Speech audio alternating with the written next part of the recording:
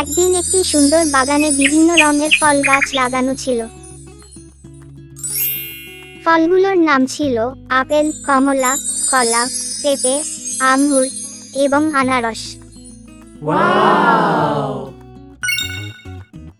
Apple গাছের ফলগুলো খুব মিষ্টি ছিল।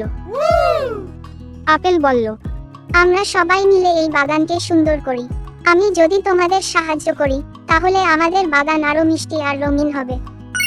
কমলা গাছ হাসতে হাসতে বলল, হ্যাঁ, আমরা সবাই একসাথে থাকলে খুব আনন্দ হবে। আমাদের রঙিন ফসলগুলো বাচ্চাদের মুখে হাসি ফুটাবে। কলার গাছ বলল, আমি তো শুধু মিষ্টিই না, খুব শক্ত। আমি চাই আমাদের বাগানের সব ফল সুস্থ ও শক্তিশালী থাকুক। পেঁপে গাছ সহমত হলো। আমাদের মধ্যে একটি সুশৃঙ্খলতা থাকা দরকার। আমি বড় হলে সবাইকে মিষ্টি পেঁপে দেব। আঙ্গুর গাছ বলল, আমার ছোট ছোট ফলগুলো অনেক পছন্দ করে। সবাই যদি একসাথে থাকি তাহলে আমাদের বাগান আরো সুন্দর হবে। আনারস গাছ বলল, আমরা সবাই মিলে একে অপরের সাহায্য করলে আমাদের বাগান হবে সেরা। আমার সোনালী ফলগুলো খুবই আকর্ষণীয়।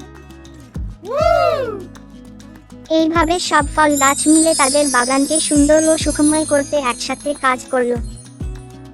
বাচ্চারা এসে সেই বাগানে খেলতে লাগলো এবং বিভিন্ন রঙের মিষ্টি ফল খেয়ে খুব আনন্দ পেল। এই গল্প আমাদের শেখায় যে একসাথে কাজ করলে সুন্দর কিছু সৃষ্টি করা যায়।